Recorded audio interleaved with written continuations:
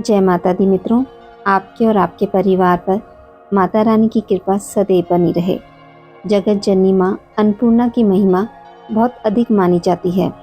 माता पार्वती का यह स्वरूप सारे संसार का भरण पोषण करता है। कहा जाता है कि जहाँ माँ अन्नपूर्णा की कृपा होती है वहाँ कभी भी अन्न की कमी नहीं आती है। यही कारण है कि घर के रसोई घर को देवी अन्नपूर्णा का निवास स्थान माना जाता है। माँ अन्नपूर्णा को समर्पित महाव्रत का प्रारंभ मार्गशीर्ष माह की कृष्ण पंचमी से होता है और मार्गशीर्ष शुक्ल पक्ष षष्ठी को इसका समापन होता है। शास्त्रों में इस व्रत को बहुत अधिक फलदायक माना जाता है। व्रत का प्रारंभ 7 गांठों वाले धागे को धारण कर किया जाता है और 17 से 21 दिनों तक इस महाव्रत का पालन किया जाता है। देवी अन्नपूर्णा को समर्पित इस व्रत को रखने से संतान की प्राप्ति होती है। इस व्रत को विधि विधान से रखने से घर में कभी अन्न का अभाव नहीं होता है। माता अन्नपूर्णा का व्रत रखने से देवी महालक्ष्मी की विशेष कृपा प्राप्त होती है। इस व्रत को रख माता के चारों ओर परिक्रमा करने से सभी मनोकामनाएं पूर्ण होती हैं। माँ अन्नपूर्णा के इस व्रत को रखने से घर में अन्न से जुड़ी किसी भी प्रकार की समस्या उत्पन्न नहीं होती है। इस दिन पूजा विधि: इस दिन सूर्योदय से पूर्व उठ जाएं और सूर्य को जल अर्पित कर व्रत और पूजा का संकल्प लें। इसके बाद पूजा स्थल को साफ कर वहां गंगा जल छिड़कें। इस दिन रसोई घर की स्नान से पूर्व अच्छे से सफाई कर लें और वहां भी गंगा जल का छिड़काव करें। इसके बाद गुलाब जल का छिड़काव करें। अब जिस चूल्हे पर आपको भोजन बनाना है उस पर हल्दी, कुमकुम, चावल, पुष्प, धूप और दीपक से पूजन कर लें। इसके बाद माँ अन्नपूर्णा की प्रतिमा तस्वीर को किसी चौकी पर स्थापित करें। फिर एक सूत का धागा लेकर उसमें 17 गांठें लगा लें और उस धागे पर चंदन और कुमकुम लगाकर माँ अन्नपूर्णा की तस्वीर के समक्ष रख दें। इसके बाद 10 दूर्वा और 10 अक्षत अर्पित करें। इसके बाद माँ अन्नपूर्णा की धूप व दीप आदि से विधिवत पूजा करें और देवी से प्रार्थना करें कि हे माँ, मुझे धन, धान्य, पशु, पुत्र, आरोग्य, यश आदि सभी कुछ दें। इसके बाद पुरुष इस धागे को दाएं हाथ की कलाई पर और महिला इस धागे को बाएं हाथ की कलाई पर पहन लें। इसके बाद माँ अन्नपूर्णा की कथा सुनें। फिर बनाए गए प्रसाद का भोग लगाएं और 17 हरे धान के चावल और 16 दुर्वा को लेकर माँ अन्नपूर्णा की प्रार्थना करें और कहें, आप तो सर्वशक्तिमयी हैं, इसलिए सर्वपुष्पयी ये दुर्वा आपको समर्पित है। इसके बाद किसी निर्धन व्यक्ति या ब्राह्मण को अन्न का दान अवश्य करें। माता अन्नपूर्णा की व्रत कथा। एक समय की बात है, काशी निवासी धनंजय की पत्नी का नाम सुलक्षणा था। उसे अन्य सुख प्राप्त थे, केवल निर्धनता ही उसके दुख का कारण थी। यह दुख उसे हर समय सताता था। एक दिन सुलक्षणा पति से बोली, स्वामी, आप कुछ उद्यम करो तो काम चले। इस प्रकार कब तक काम चलेगा? सुलक्षणा की बात धनंजय के मन में बैठ गई और वह उसी दिन विश्वनाथ शंकर जी को प्रसन्न करने के लिए बैठ गया और कहने लगा, हे देवाधिदेव विश्वेश्वर, मुझे पूजा पाठ कुछ आता नहीं है, केवल तुम्हारे भरोसे बैठा हूँ। इतनी विनती करके वह 3 दिन तक भूखा प्यासा बैठा रहा। यह देखकर भगवान शंकर ने उसके कान में अन्नपूर्णा, अन्नपूर्णा, अन्नपूर्णा इस प्रकार 3 बार कहा। यह कौन क्या कह गया?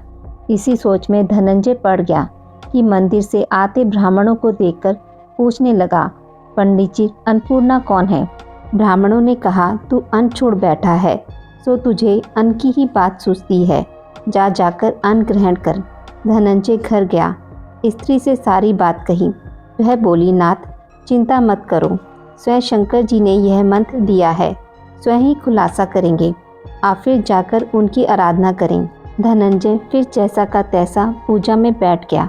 रात्रि में भगवान शंकर ने आज्ञा दी, कहा, तू पूर्व दिशा में चला जा। वह अन्नपूर्णा का नाम जपता जाता और रास्ते में फल खाता, झरनों का पानी पीता जाता। इस प्रकार कितने ही दिनों तक चलता गया। वहाँ उसे चांदी सी चमकती वन की शोभा देखने में आई, सुंदर सरोवर देखने में, या उनके किनारे कितनी ही अप्सराएं झुंड बनाए बैठी थी। एक कथा कहती और सब माँ अन्नपूर्णा इस प्रकार बार बार कहती थी। यह अघन मास की उज्जैली रात्रि थी और आज से ही व्रत का आरंभ था। जिस शब्द की खोज करने वह निकला था वह उसे वहाँ सुनने को मिला। धनंजय ने उनके पास जाकर पूछा, हे देवियों, आप क्या करती हो? उन सब ने कहा, हम सब माँ अन्नपूर्णा का व्रत करती हैं। व्रत करके कैसे पूजा करते हैं? यह किसी ने किया भी है? इसे कब किया जाए? ये कैसा व्रत है? कैसी विधि है? मुझसे भी कहो। वे कहने लगी, इस व्रत को हर कोई कर सकता है। इस व्रत में 21 दिन तक के लिए 21 गांठ का सूत लेना चाहिए। 21 दिन यदि ना कर पाएँ तो एक दिन उपवास करें। यह भी ना बने तो कथा सुनकर प्रसाद लें। निराहार रहकर कथा कहें। कथा सुनने वाला कोई ना मिले तो पीपल के पत्तों को रख सुपारी या ग्वारपाठा वृक्ष के सामने एक दीपक को साक्षी कर सूर्य, गाय, तुलसी या महादेव को बिना कथा सुनाए मुख में दाना ना डालें। यदि भूल से कुछ पड़ जाए तो एक दिवस फिर उपवास करें। व्रत के दिन क्रोध ना करें और झूठ ना बोलें। धनंजय बोला, इस व्रत को करने से क्या होगा? वे कहने लगी, इसके करने से अंधों को नेत्र मिले, लूलों को हाथ मिले, निर्धन के घर धन आए, बांझी को संतान मिले, मूर्ख को विद्या आए। जो जिस कामना से व्रत करे माँ उसकी इच्छा पूरी करती हैं। वह कहने लगा, बहनों, मेरे भी धन नहीं है, विद्या नहीं है, कुछ भी तो नहीं है। मैं तो दुखिया ब्राह्मण हूँ। मुझे इस व्रत का सूत दोगी? हाँ भाई, तेरा कल्याण हो, तुझे देंगी। ले इस व्रत का मंगल सूत्र ले। धनंजय ने व्रत किया। व्रत पूरा हुआ। तभी सरोवर में से 21 खंड की स्वर्ण सीढ़ी हीरा मोती जड़ी प्रकट हुई। धनंजय जय अन्नपूर्णा कहता जाता था। इस प्रकार कितनी ही सीढ़ियाँ उतर गया तो क्या देखता है कि करोड़ों सूर्य से प्रकाशमान अन्नपूर्णा का मंदिर है। उसके सामने सुवर्ण सिंहासन पर माता अन्नपूर्णा विराजमान है। सामने भिक्षा हेतु शंकर भगवान खड़े हैं। देवांगनाएं चंवर डुलाती हैं। कितनी ही हथियार बांधे पहरा देती हैं।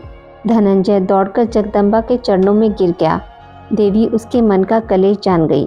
धनंजय कहने लगा, माता, आप तो अंतर्यामिनी हो, आपको अपनी दशा क्या बताऊं? माता बोली, मेरा व्रत किया है, जा, संसार तेरा सत्कार करेगा। माता ने धनंजय की जीवा पर बीज मंत्र लिख दिया। अब तो उसके रोम रोम में विद्या प्रकट हो गई। इतने में क्या देखता है कि वह काशी विश्वनाथ के मंदिर में खड़ा है। माँ का वरदान ले धनंजय घर आया। सुलक्षणा से बात कही। माता जी की कृपा से उसके घर में संपत्ति उमड़ने लगी। छोटा सा घर बहुत बड़ा गिना जाने लगा। जैसे शहद के छत्ते में मक्खियाँ जमा होती हैं, उसी प्रकार अनेक सगे संबंधी आकर उसकी बड़ाई करने लगे। कहने लगे, इतना धन और इतना बड़ा घर, सुंदर संतान नहीं तो इस कमाई का कौन भोग करेगा? सुलक्षणा से संतान नहीं है, इसलिए तुम दूसरा विवाह करो। अनिच्छा होते हुए भी धनंजय को दूसरा विवाह करना पड़ा और सती सुलक्षणा को शोक का दुख उठाना पड़ा। इस प्रकार दिन बीतते गए। फिर अघन मास आया। नए बंधन से बंधे पति से सुलक्षणा ने कहलाया कि हम व्रत के प्रभाव से सुखी हुए हैं, इस कारण यह व्रत छोड़ना नहीं चाहिए। यह माता जी का प्रताप है जो हम इतने संपन्न और सुखी हैं। सुलक्षणा की बात सुन धनंजय उसके यहाँ आया और व्रत में बैठ गया। नई बहू को इस व्रत की खबर नहीं थी। वह धनंजय के आने की राह देख रही थी। दिन बीतते गए और व्रत पूर्ण होने में 3 दिवस बाकी थे कि नई बहू को खबर पड़ी। उसके मन में ईर्ष्या की ज्वाला दहक रही थी। सुलक्षणा के घर आ पहुंची और उसने वहां भगदड़ मचा दी। वह धनंजय को अपने साथ ले गई। नए घर में धनंजय को थोड़ी देर के लिए निद्रा ने आ दबाया। इसी समय नई बहू ने उसका व्रत का सूत तोड़कर आग में फेंक दिया। अब तो माता जी का कोप जाग गया। घर में अकस्मात आग लग गई। सब कुछ जलकर खाक हो गया। सुलक्षणा जान गई और पति को फिर अपने घर ले आई। नई बहू रूठकर पिता के घर जा बैठी। पति को परमेश्वर मानने वाली सुलक्षणा बोली, नाथ, घबराना नहीं, माता जी की कृपा अलौकिक है। पुत्र कपूत हो जाता है पर माता कुमाता नहीं होती। अब आप श्रद्धा और भक्ति से आराधना शुरू करो, वे जरूर हमारा कल्याण करेंगी। धनंजय फिर माता के पीछे पड़ गया। फिर वही सरोवर सीढ़ी प्रकट हुई। उसमें माँ अन्नपूर्णा कहकर वह उतर गया। वहाँ जा माता जी के चरणों में रुदन करने लगा।